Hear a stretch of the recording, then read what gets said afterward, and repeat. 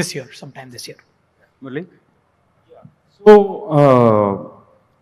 actually, just to go a little bit deeper into our thesis, right? So, our thesis has always been that if strong IP is built, right, and it is shown that it can be commercialized, there is always an exit possible, right? So that's been the reason why we have also delved into this space, right? And fortunately, we have also been successful in sort of getting exits for the deep IP companies, right? Ceradan Semiconductors is one company where we exited it to Renesas, right? So that is one exit that we have in a deep tech company. And there are 3-4 other exits that we have seen from our first fund, right? So timelines are similar between both our funds, right? So we have also managed to sort of exit our first fund completely, right? So it's a full portfolio exit, wherein we returned all the money to our LPs, right? So and decent IRR to them. So point here is that yes, there is a market for deep tech funds. They can be sort of monetized, and a good IRR is definitely possible for investors. Yeah. I'd only add one layer to say, irrespective of deep tech or non-deep tech, right? If we look at the data, we will see that companies get to sufficient scale, IPO, etc. The best ones, of course, somewhere along the way you can get M&A for either IP or some other strategic reason. But the best companies, as they are growing and building and generally get to IPO, nothing happens in 7-8 years, irrespective of deep tech or not deep tech, by the way, right? It does take 10 years, 12 years, etc. Enough data out there to suggest that, right? Our early stage fund investors and later stage, we may not have beyond 8 to 10 years, right? So we will pass on the baton to later stage investors and extract whatever value we can because we came in early and do that. And then, the Series A, B, or C investors can take it on, right? And then they can extract much more value at the later stage post IPO, etc. But I am only trying to make the limited point that deep tech necessarily does not mean to build a successful company, it's going to take longer.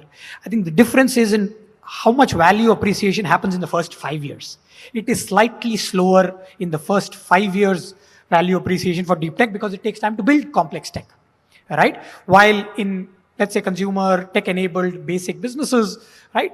You start building a product, you launch something in 6 months, you start getting revenue, and every year you start seeing some uptick, right? That is the nuance here, right? Overall, I feel all companies take 10, 12 years. If you take, let's say, IPO is the goal, correct? Nothing short of 10, 12 years anyway. So there is since you brought up that point, there is a popular policy debate whether there should be perpetual funds or not tenured funds for deep tech and deep science. Because the time you actually make money from when it wants to mature is generally beyond 10, whereas in a tenured fund, you have to stop it at 10. So there is a debate that is the fund structure limiting your value capture? It's an impromptu question from my side because there's often the debate. There is a debate that the perpetual fund should come from government and not from private, but that's a different topic. But I think a perpetual fund or a longer time frame, will it make a difference for your IRR and hurdle rate and stuff like that? Yeah, I think, first of all, when it is private capital, right, we also, raise capital from private investors. Some are institutional, which could be partially government or quasi-government or government directly. But otherwise, there's a lot of HNIs, family offices. There's a lot of private capital, right? And private capital does come with time horizons, right? IRRs, liquidity cycles, etc. Does longer time horizons or fund cycles give you some flexibility? I think the answer is, of course, yes. Is it easy to pull that off and convince all your stakeholders to give you substantially longer time horizons? Not so easy. I think we've all observed in the last 5 years or more that there have been funds that used to be 7, 8 years, have now gone to 10 years. Some are talking about 12 years, right? But, it does, the balancing of needing liquidity right? IRRs can be better, but if IRRs are illiquid, what are you going to do with it? So cycle of money keeping repeating is super critical. Is there value to it? I would also genuinely make the fact that at different stages of a company and of a growth of a company, you need different types of investors, right? Let's say I'm the pre-seed seed investor, right? I may not be the best investor to take that company IPO, right? But I may be very value accretive when an idea has to be taken to market and the early team has to be built, etc. Right? So I think different stages need different nature of investors. Longer time horizons can help, but I think it's okay. 10 years is not bad a time horizon.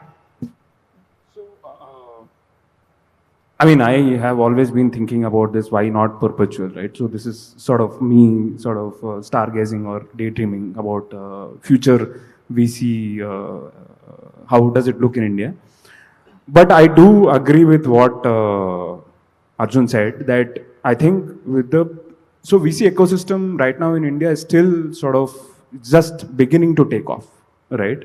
So we have to, so it is good to have timelines right now, because that timelines will push us as investors and entrepreneurs also to push towards target, right? If there is no time, something that takes probably 5 days will be done after 1 month, right? So just give an example.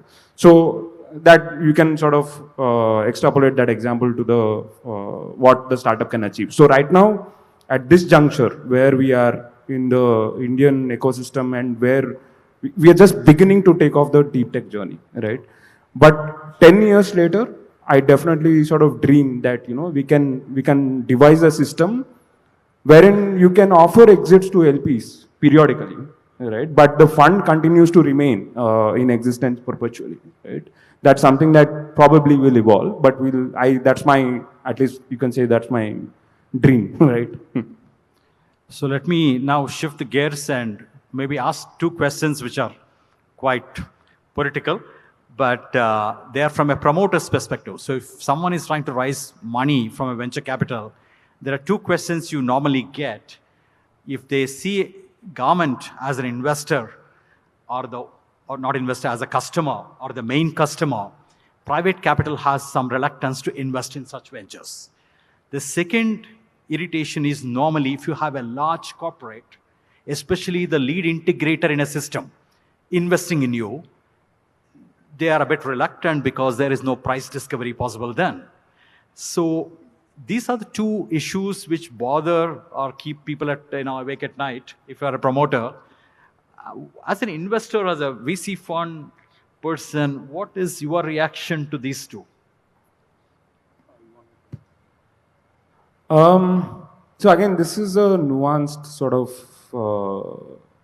question, right? So I'll take the second question first, which is the corporate investor.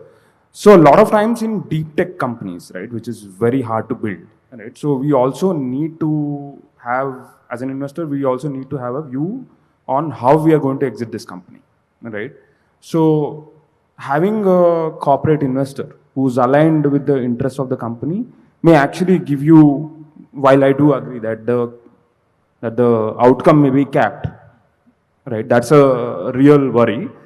But it is so deep tech that was, as in 5 years later, who's going to give me exit, right? So having this guy on the cap table, even for a small percentage, may be advantageous for the company, right? And maybe advantageous for us. But each opportunity is different, so it has to be viewed opportunistically, depending on what you're investing in, right? So that's my thought on the second question. On the first question, yes, we are definitely wary of government as a client, but it's not like we will stop investing, right? So again, it depends on which segment of the government, right? If it is space tech, I may be willing, right?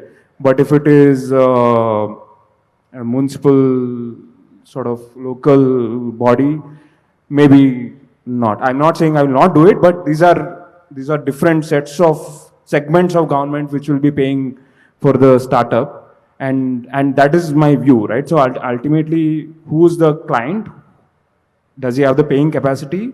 And do I need to jump through hoops to get that contract, right? And hoops can be multiple hoops. Right? That's Arjun?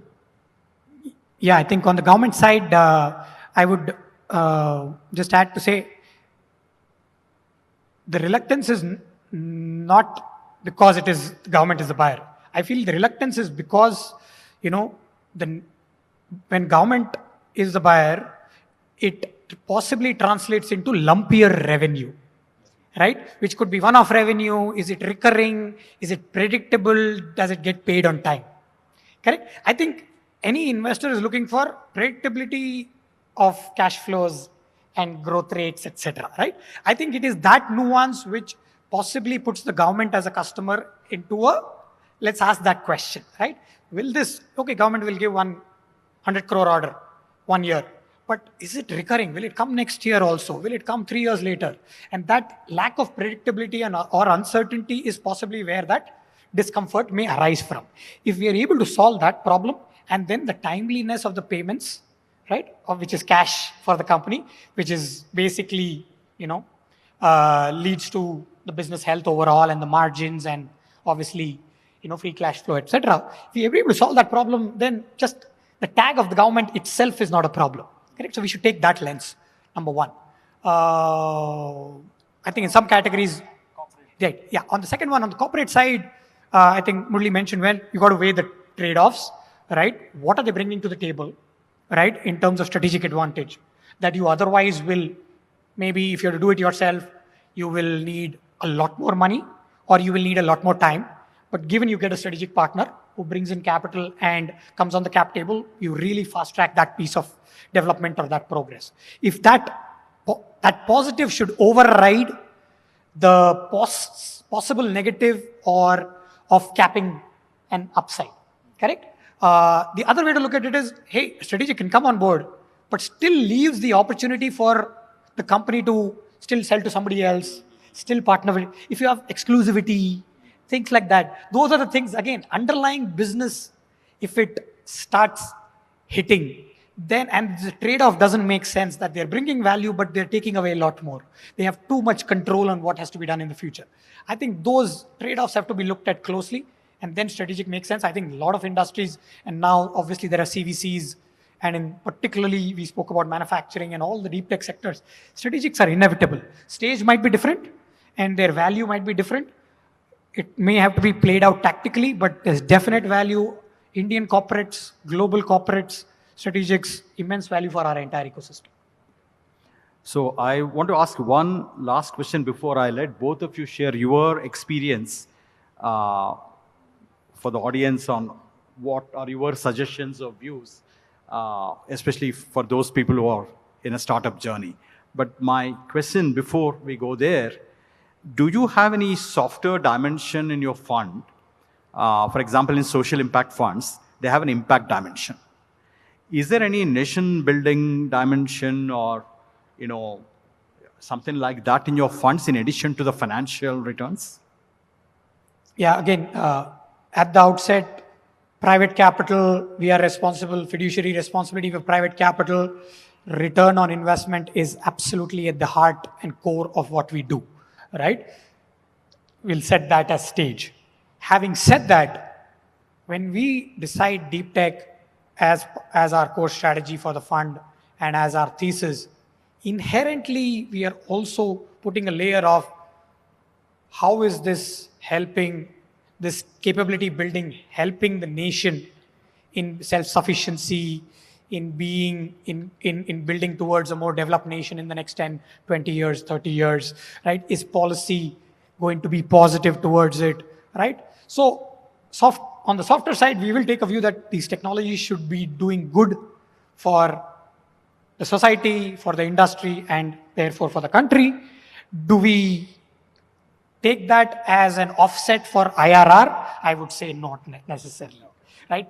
We would say that necessarily may not be our role to play. But we are taking the lens that, hey, we want to support manufacturing-led startups, we want to support space tech, we want to support, right? These are critical to the country. And we look at, you take a 10-year horizon, 20-year horizon, these are critical. Therefore, there will be a tailwind. Overall, it is good for the nation. That's our desire, that's our hope, right? But I don't think it'll conflict or it will overlay on IRR.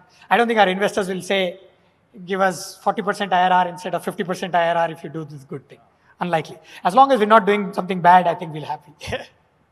I completely agree with Arjun. So we are private funds and we are evaluated on the bottom line is the returns, right? So the IRRs that we generate or the multiples that we generate. So all private funds will I mean nation building, while it's I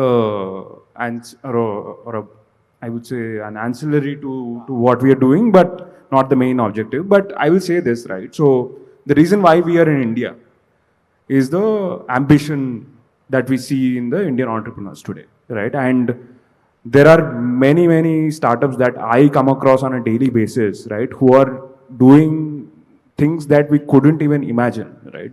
So there is one medical device company that we funded recently, which does dialysis for liver, right? That guy clearly, and those guys are all 50-plus-year-olds, right? And at that age to come and build something so deep tech it's talking something about what we have as a nation, right? We want to prove ourselves to the world that, boss, we are not a third world country, right? So that's what I am as an investor personally very passionate about. So I'm supporting Indian entrepreneurs who are making a statement to the world that these things can be built out of India, right? And that's where we are sort of helping them, helping the brand image of the nation, right? So that's how I would see that. I don't know how much time we have, but do you have time for Q&A? One or two questions? Two questions? Any question from audience?